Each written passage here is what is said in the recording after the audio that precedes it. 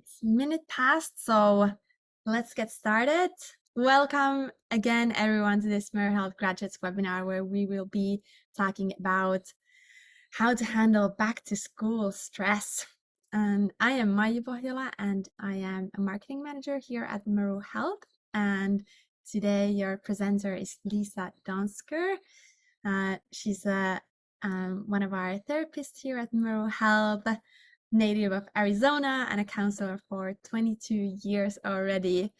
And she knows a thing or two about this topic, not just because she's a therapist, but because she's also a mom to two teens. And just a few housekeeping items before we start.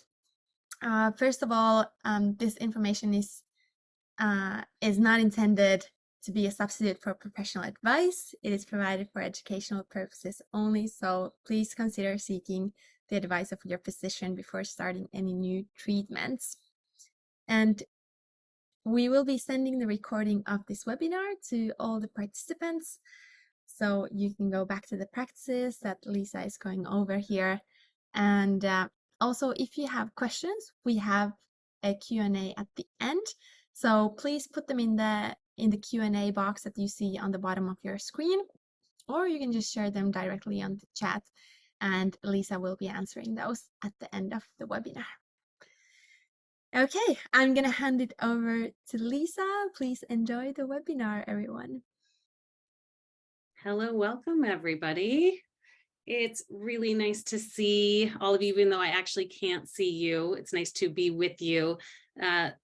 I love doing this type of a webinar because all of you are Meru graduates.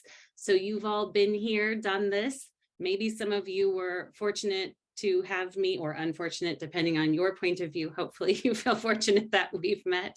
And I'm excited to just do a little bit of a review on our return to the school year. Deep breath. Okay, that's how we're gonna start. Every school year is a new year, right?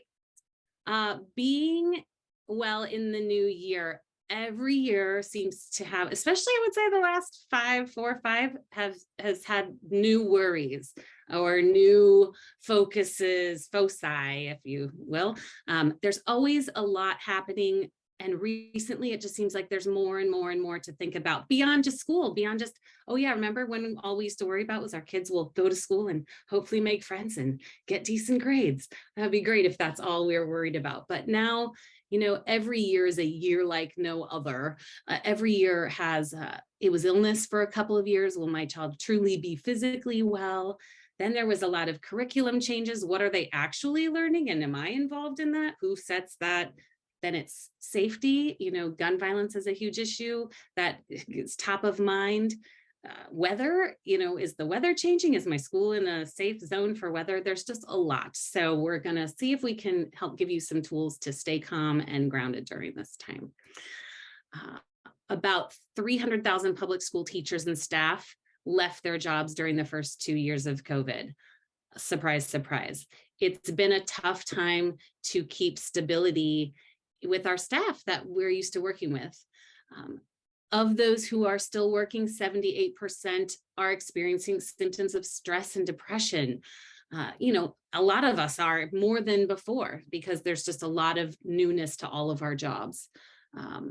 Meanwhile, parents surveyed said their child's education had been delayed or had suffered during the past couple of years. So as we head into a new school year, we're not feeling like our kids are actually up to date with their education, and they may come in with some deficits that they didn't have before. So those are new concerns. Can they catch up? Can they do the new work? Gun violence is an issue that, you know, ebbs and flows, but the end of last year was a particularly difficult time. It seems like there's always a difficult time to be had. COVID is, again, sometimes it's a concern for people, and then sometimes it's not a concern for people. And so that's just a strange thing that people are dealing with, that not everyone's on the same page. So how do we go into this year with a sense of wellness when there's a lot happening? Poll. We'll take a poll. This will keep everybody. Let's find out where we all are, what page we're on. We're going to take a poll about what you are most worried about, and you can click on your answer here. I'm going to give you a minute to make those answers happen, and then let's see what we get.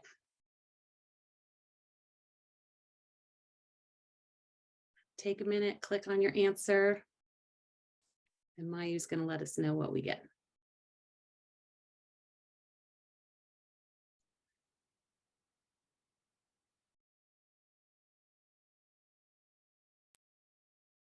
Okay. I'm most worried about packing school lunch every day. Does that count? It counts. It counts.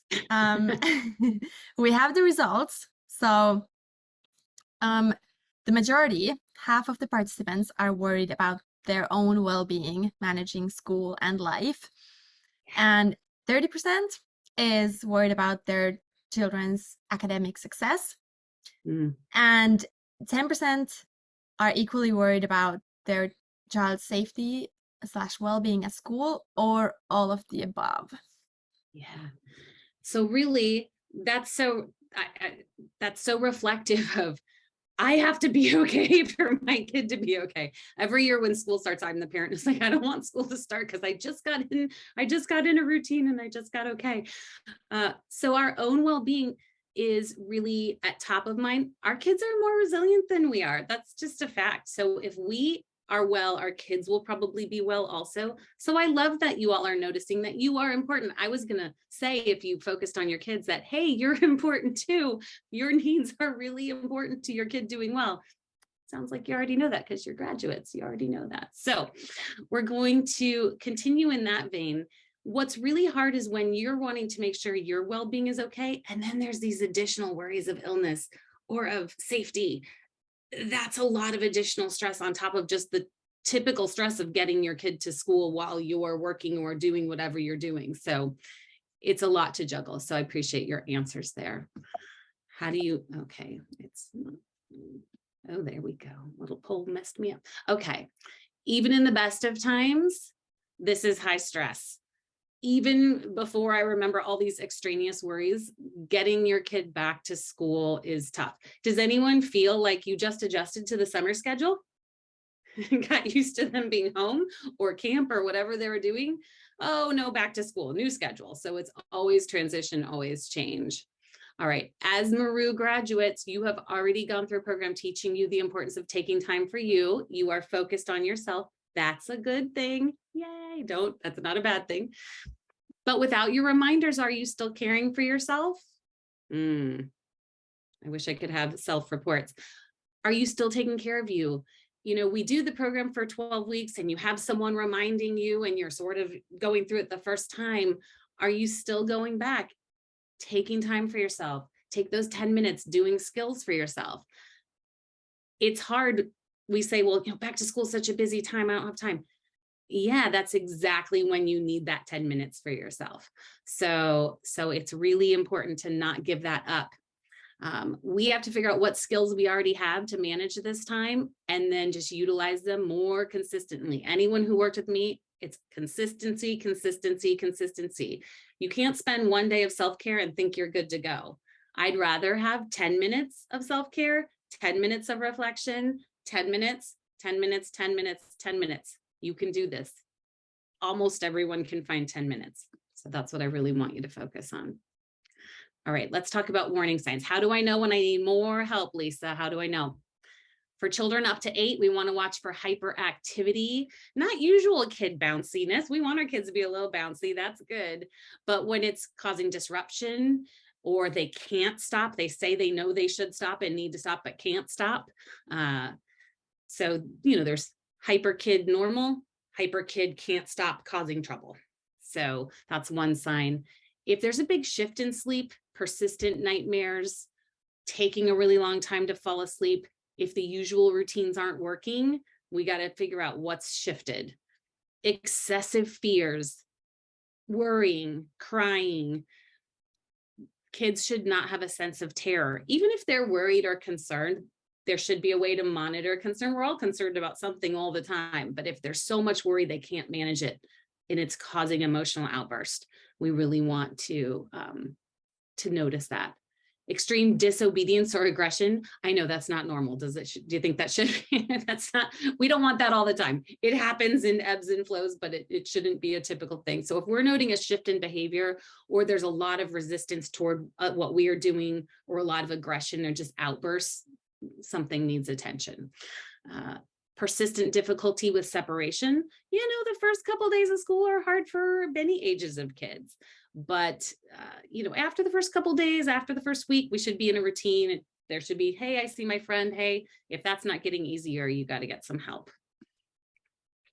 Older children, excessive sadness or worry, pulling back from interests and activities they used to enjoy. If they're not engaging in school activities anymore, they're not going out with friends, calling friends as much. No one calls anymore, they text, right? A decrease in school performance. I mean, we know our kids' range of performance. If they're falling outside that typical range of the ups and downs of performance, that can be an indicator that they can't concentrate, or that they're just not functioning well in the classroom for whatever reason. Extreme hyperactivity, again, with teens, it's the same thing. We know how bouncy our kid typically is. And if they're way beyond that, or they are having outbursts, we want to pay attention. Increased physical tension. A lot of kids, as they get older, they handle it here. They handle their thoughts just like you all, right?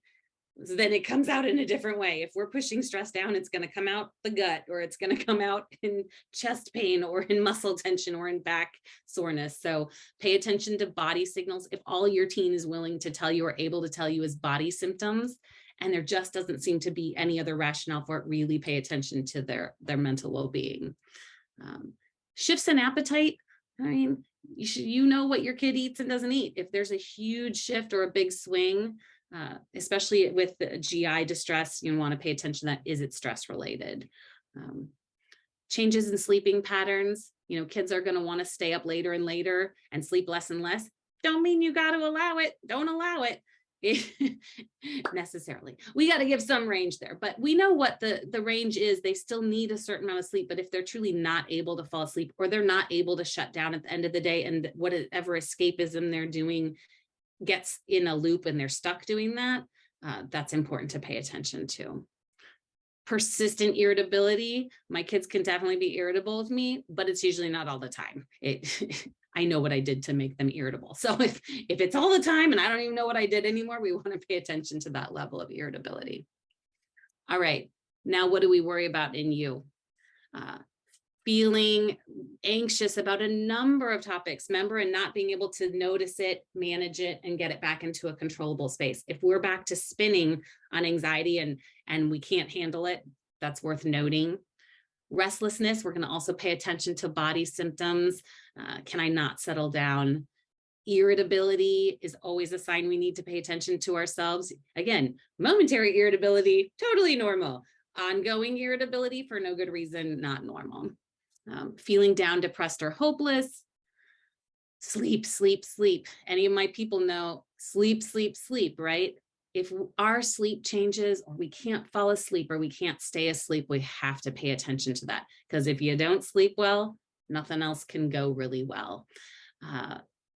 Feeling lack of energy, more tired than usual. You're supposed to be tired. Things are changing, transition, but in a couple of weeks, if you don't get your typical energy back, we want to pay attention to that. Poor appetite, overeating, negative self-esteem. If your kid struggles at school and you feel like a failure, it doesn't necessarily match up. You can't control everything. If you do the best you can, you do the best you can. But if you start to feel like it's your fault, or you're not managing well, that's either a reflection issue, a perception issue, or you just do need support, because we're in a tough time and you need support. Either way, it's worth asking for another assessment of that. Trouble concentrating or focusing.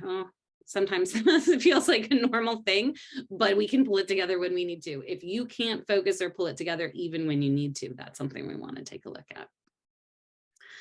What's really important is what we can do about it, your intentions. And then we're going to get to very specific Meru practices that you can go back to that will help with these areas, because I really, really want to emphasize you have all the tools there that you can go back to 10 minutes at a time and regroup.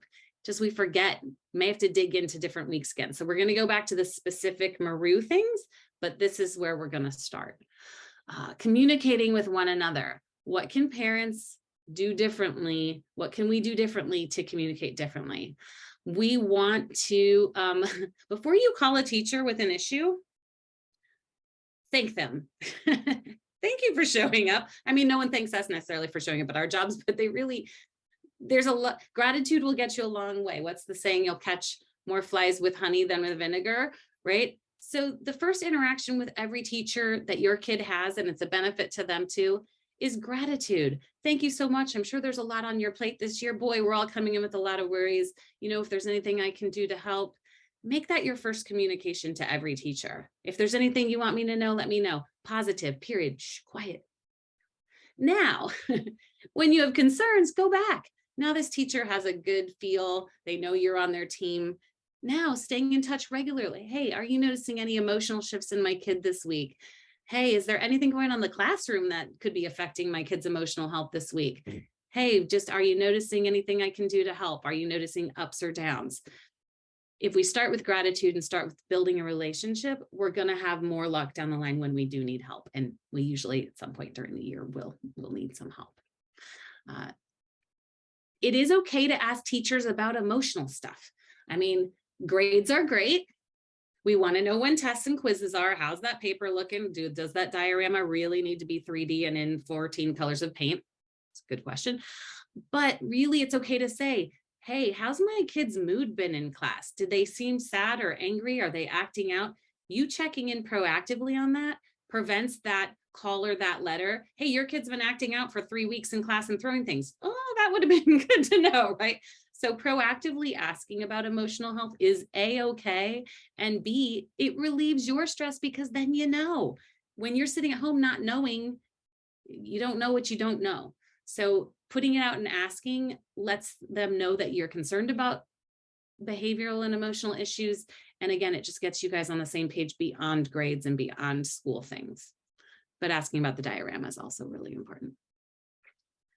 When you're checking with your kids, oh boy, they love after school check-in, right? Oh no, my kid. So you got to shake it up a little after school. If you ask every day, how was your day? They're going to throw things at you like sandwich rinds or whatever. Ask open-ended questions. Oh, did anything strange happen today? I ask my kids that a lot because they go, well, no, but usually they can come up with something else, right? So open-ended questions. Did you see anyone being kind today? I like that one because it looks for good. Speak in 1 to 2 sentences. Oh, my kids appreciate this when I remember to do it. Rather than, and then we have to go to drama, and then we have to go to this, and don't forget and what time does your homework need, and what do you have? No police interrogations. If you ask more than one question at the end of the day, you are interrogating your children and not chatting with them. So one question. But also, if you can just kind of narrow down what you want to know today, it's Wednesday, 2 sentences or less, they will love you more and you will love you more because everything will be quieter. No one, the last thing a kid wants is 20 questions and 20 sentences. So maybe one open-ended question, then be quiet, let them think about it. Then maybe 2 sentences. Hey, I'm hoping we can get homework done because we have to leave by 7 to go to whatever practice. Maybe I can narrow it down to 1 sentence. Woohoo! Right? So less is more. So really narrow down your thinking. But if you have 17 things to say, you got to narrow it down and do 2 sentences, take a break. 2 sentences in a little while, take a break. You will find you'll get a better reaction that way. And you won't feel like you're not being heard. Did you notice after the 2nd sentence, they stop hearing you anyway? So your 15th sentence maybe got lost in the shuffle. So 2 sentences and then give it a rest for a minute. If you hear silence or you hear complaining or anger, frustration with teacher, don't get too caught up in the kids' details, but hear the emotion. Wow, that sounds frustrating. Just reflect back. I hear a lot of anger.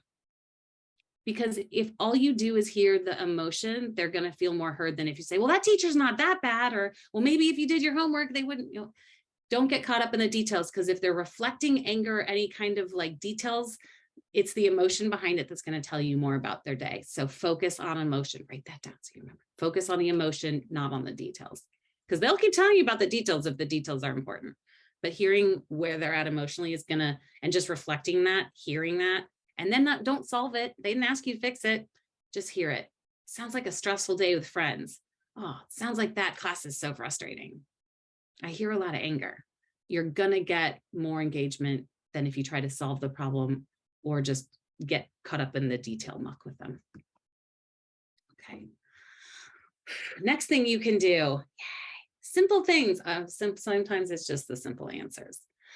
Are my kids and myself getting enough sleep? That's like, I don't care really. If you're not doing this, then forget everything else we're talking about in this whole time and just do sleep. And they have proven, science shows that every 15-minute increment of sleep you get more each night gives you a statistically significantly, science words, improved outcome in mood, anxiety, and depression the next day. So even if you can't get your kid to bed 2 hours earlier, can you get him to bed 15 minutes earlier? Maybe you can't get in bed 3 hours earlier, but can you get in bed 30 minutes earlier? That's 2 whole increments of improvement for the next day. So please, please, please don't worry about perfection. Just worry about progress. So if sleep is off, let's just move it back 15 minutes or 15 and tell them, hey, I know, boy, you're having trouble getting to bed on time. Let's just try 15 minutes earlier than yesterday. They're going to be much more amenable to that than you saying, hey, you got in bed at 11 o'clock last night. Let's go 8:30 today. They're just not going to happen, right? So work on 15-minute increments of improvement. It will make a difference the next day. So don't feel like it's not enough. If your bedtime routine is not working, you can't get yourself or kids off devices, we need to think creatively about things we can do that are not device related. Putting a puzzle out that is sort of just a quiet thing to do. It's eyeballs and hands, and it's not screens or loud noises. Taking care of a plant, a couple plants, and we water them before bed, or we check on them before bed. Just being creative. Real books, I know, with paper, strange. Sudoku puzzles, anything that's kind of off screen, but is still soothing and calming, and maybe even a little bit boring intentionally. If you can get your kids to find coloring together, if you can get you or your kids to do something that's more physical, paper, pencil, eyeballs, quiet, calming before bed, shift up the routine if your current routine isn't working, and try a new activity that we do before bedtime. See if that can help. Other simple things, nutrition, hydration. So I want 3 awesome meals a day and perfectly healthy snacks and only water all the time. Right. We're not going to be perfect. I'm not. So if you were, it'd be embarrassing to me. So don't do that. But what can we shift? Remember back in your Meru, it's not about big shifts. It's about a small shift. So maybe I just give them 1 snack a day that's slightly healthier, right? Or that has some protein in it. All of my people will know that protein's a big issue for me. Maybe I make sure that 1 meal a day is really healthy, and we're going to really work on that. Maybe they have 3 sugary drinks a day, and we're going to try to add water, make water 1 more drink than the sugary drinks. You can be additive in changing nutrition and beverages. I'm going to add this good thing to the day. That's a lot easier than taking things away. But if you add something, something else automatically falls out. If all you do is say, I'm going to make sure I give them 1 healthy snack a day, that's additive, right? If you need to remove something, I just not buying soda. I'm just not going to buy it. It's not going to be in the house. Yeah, that's all you can do. Then that's a subtractive. But then they have to drink something, so they're going to drink something else. See what you can do, but don't worry about making it all perfect. I've handmade all the lunches for 6 weeks ahead of time. Don't you hate those things where you see people's pretty sack lunches? Oh, I don't like that. Just make 1 small shift. So if you think right now, what's 1 small shift you can make in hydration or nutrition? Just try 1. Just try 1. Doesn't have to be perfect. This is big. If moods are tough and we're struggling, movement, movement, movement. Still is still, movement is movement. How can we make fun? Don't call it exercise. Oh my gosh, do you want everyone in your house to hate you? we're all going to exercise together. No, you won't be popular. But we do want movement. Movement is going to drain energy. It's going to increase camaraderie with people in the house. It's good for everything. It's going to change the chemistry up. It's going to give us sun. Sunlight is awesome. So here's how I want you to try it. Any movement is good movement. Don't get picky. Don't be like, we need 30 minutes of calisthenics at this heart rate. Good luck. Right. Any movement is movement. Just being outdoors creates movement. So even just walking to the outside to have a conversation gets you outdoors, then they're more likely to move. So just change locations. Eating dinner outside is a great way to just feel like you're outside more. And then, since we're outside, there's a area there to run around. Creative ways to get out, especially with kids and teens. Squirt gun fights, pool noodle fights. Almost no one gets injured with the pool noodle fight. If you went to your kid and said, hey, after dinner, I got this 2 pool noodles. You get to whack me 20 times with it if you can catch me. Like, that's movement. And that's going to be way more fun than saying, let's go take a walk together around the neighborhood or go jogging. Like, that's maybe not going to hit the same thing. If you give your kid a squirt gun and you say, I've got one, whoever shoots first wins, they're good. And then move it outdoors because wet inside is not good.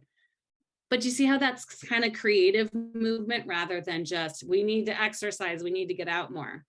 Old party races, the egg on the spoon race, the potato sack race, your kids are going to think you've lost your mind, but they're also going to do it as opposed to, let's go outside and do jumping jacks. Probably not going to do that.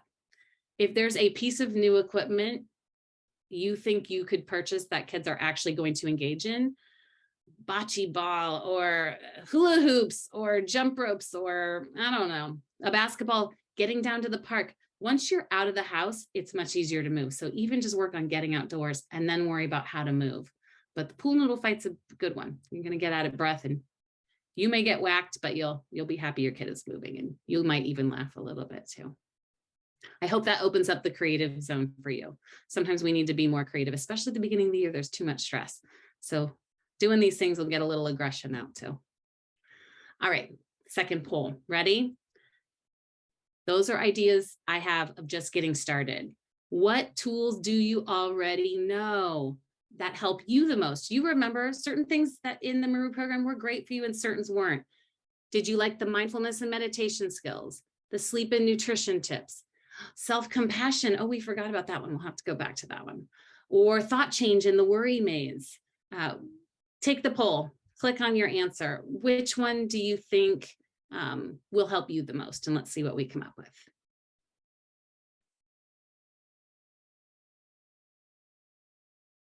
It's great when we already have the tools.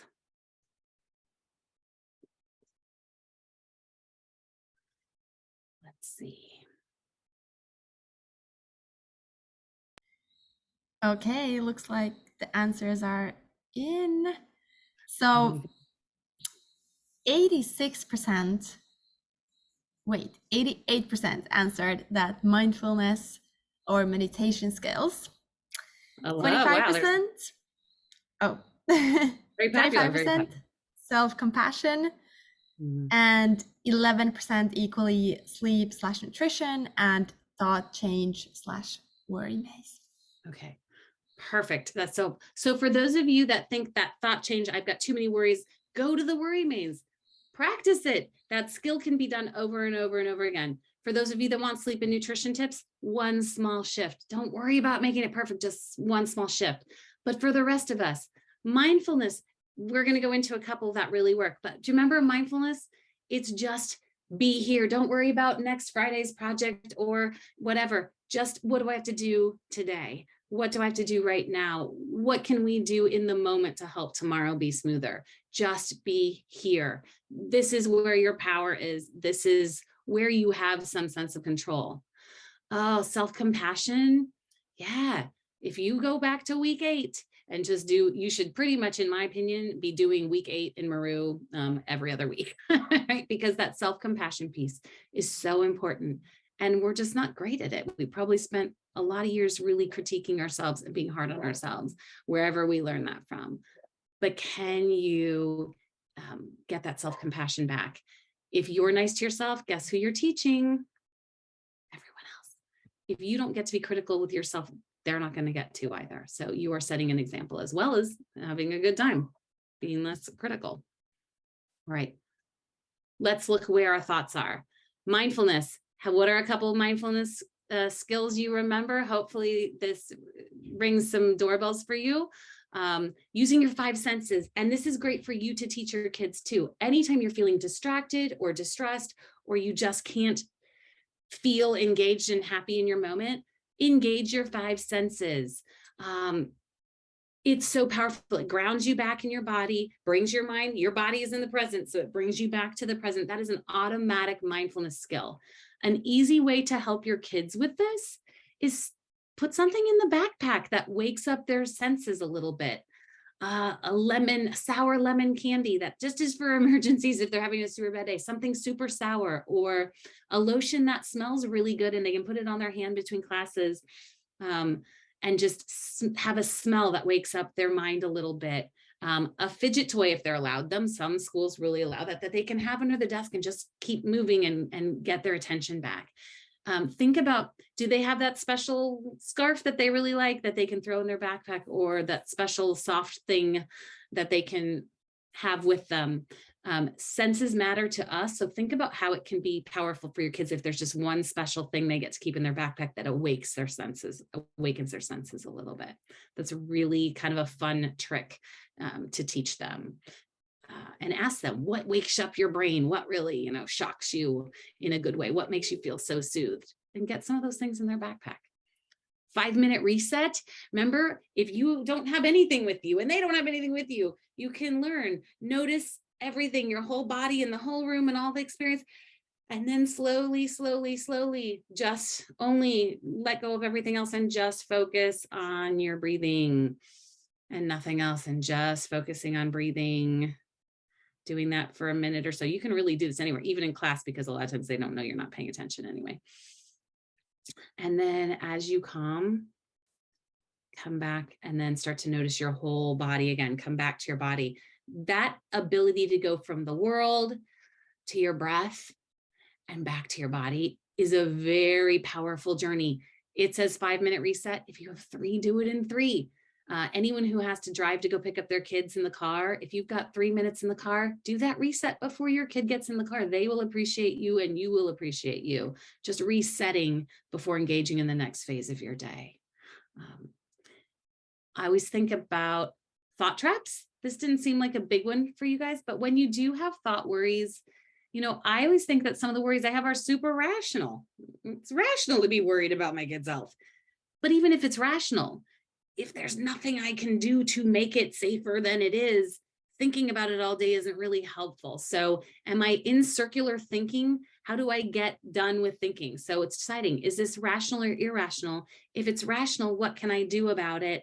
And then do that thing so that I can then be done and say, okay, I'm done with that piece, and really have a beginning, a middle, and an end to those rational thinkings. Go back to worry maze. If that helps you, that's one that helps you sort out and decide what you can do. Remember when we did the activity guide and you were kind of noting your activities and what mood it made you in?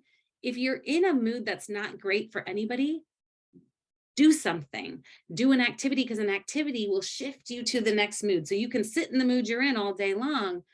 If you do any kind of activity, go do dishes, go grab a glass of water, any activity will bring you over the hill to the next space. So if you're feeling stuck, try to do something and then see where you are then. And if you keep getting circular, it's because you need to end that thinking and decide if there's anything you can do about it. Try the worry maze if that's the case. I hope that gives you some ideas of some things you can try. To be well is not to live in a state of perpetual safety and calm. I wish it was. But the goal is to move fluidly from a state of adversity, risk, adventure, excitement, back to safety and calm again.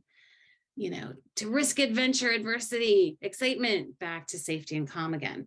Isn't that really what life is going to look like for you and for your kids? That's kind of what school is like. Everything's boring. I'm in class, I'm doing well. And then there's something exciting or rude or awful or safety or risky. And then you kind of get back into a rut again. So it's not that stress is bad for you. It's that getting stuck in stress is bad for you. Like, your kids should be stressed once or twice a day, at least, if they're going to real school. right? Or they're doing anything.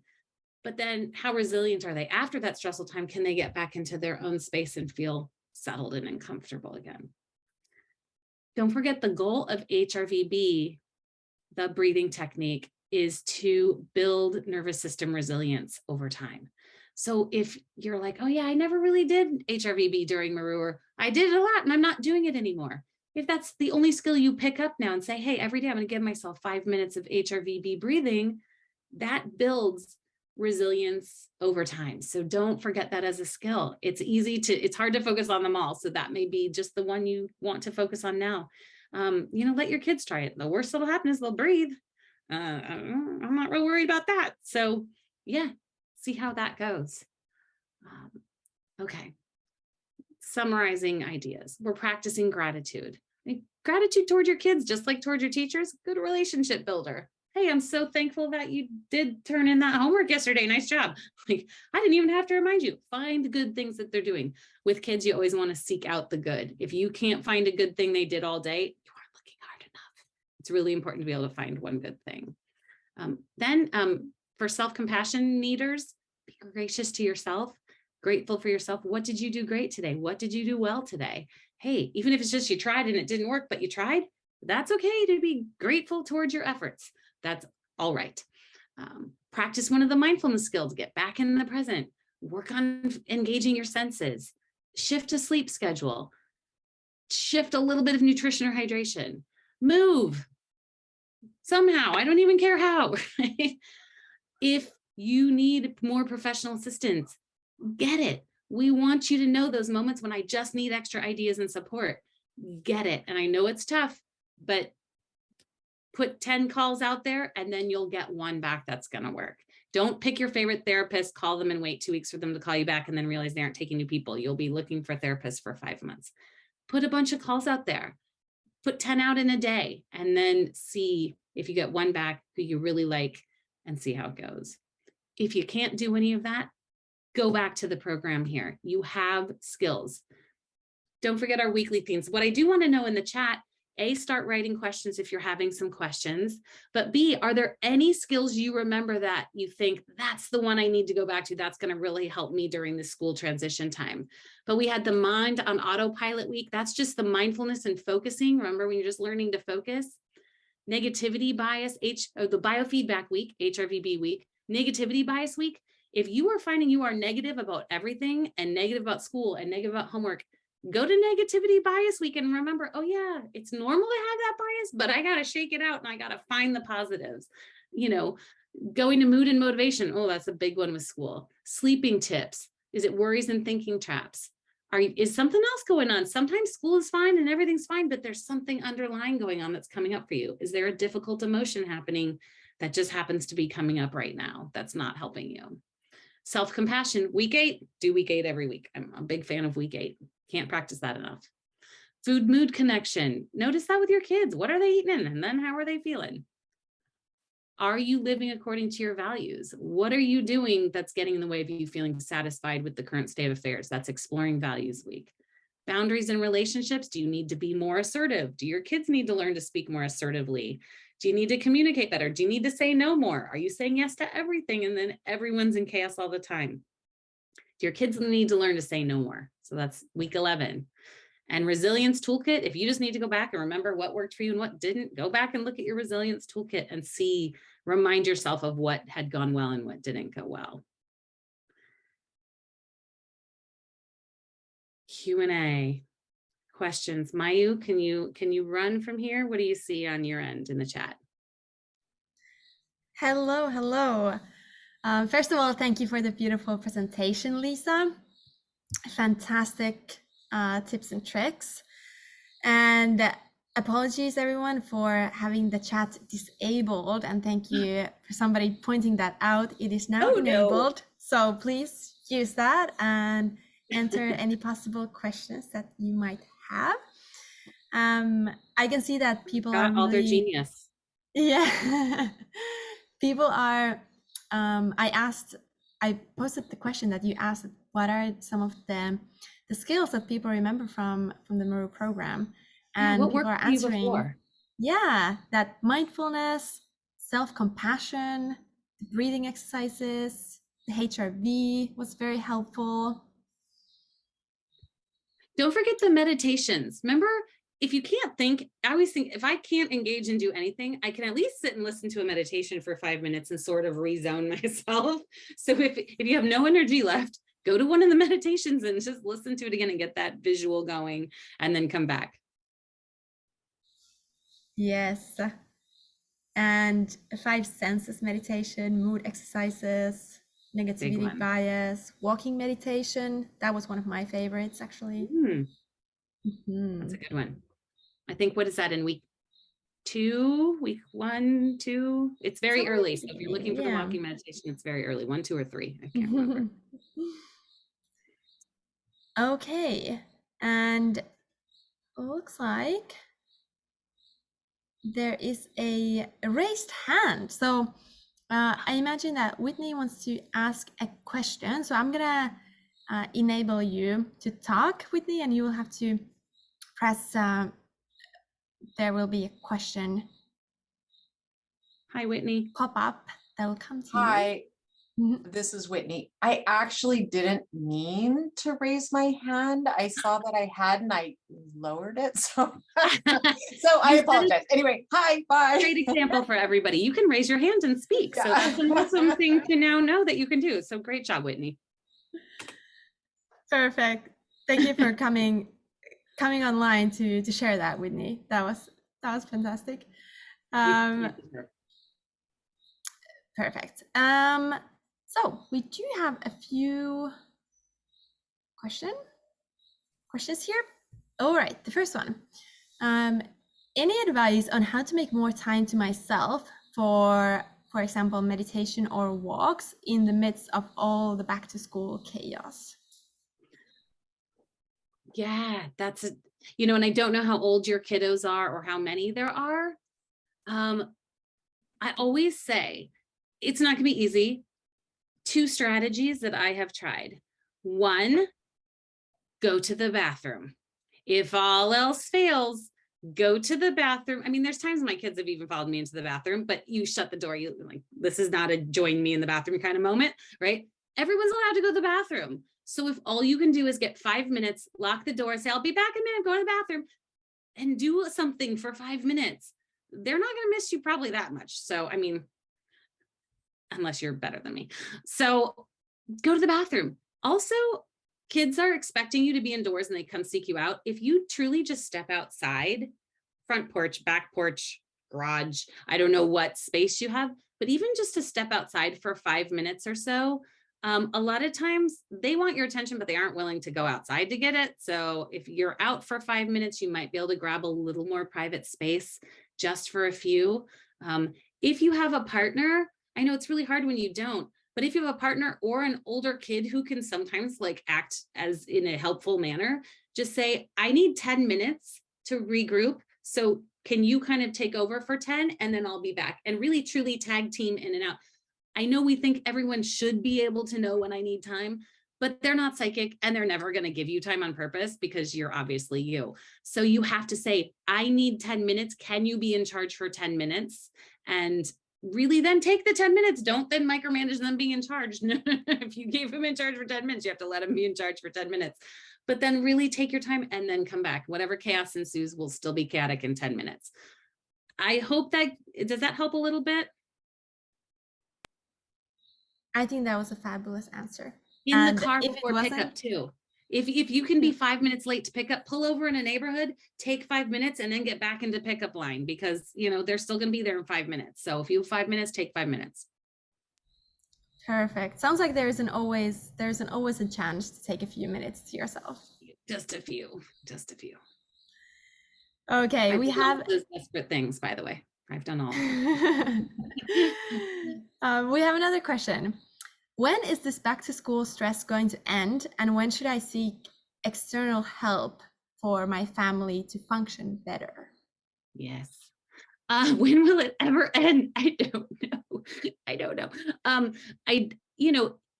Usually adjustment the first 2 weeks of school is a lot of getting back in a routine, getting to know your teachers, getting to know systems. So 2 to 3 weeks, I think, should be the typical adjustment back to school. And then the sport starts, there might be another little mini adjustment period. But if you're seeing after those first 2 to 3 weeks, nothing is settling into a good pattern, or somebody's really still struggling. And again, go back to the warning signs in the slides and the warning signs and see how many of those are we really reaching. Get help. I don't care if it's a neighbor, an aunt, a therapist, talking to the teacher at school, or talking to someone at school, the nurse at school, whoever you can. Sometimes the librarian's super helpful. Just find somebody and say, we're not settling in. We need some assistance to get into a school routine. So yeah, I hope that answers. But that 2-week adjustment is pretty typical, maybe 3. But then if it's still not adjusting, we might need some extra help. That was actually the last question that we have in the Q&A. If you have any more questions, now it's the final chance. You can raise your hand. And you can talk like Whitney did. Discovering new ways to communicate here. But if there are no more questions, I would like to thank Lisa for hosting this wonderful webinar, and thank all the participants for being here today and participating. And like I mentioned in the beginning, you will receive the recording of this webinar, so you can always go back to everything that was covered here today. And we'll see you next month. You know what to do. Go do it. And if you need extra help, get extra help. You got this. Thank you, everyone.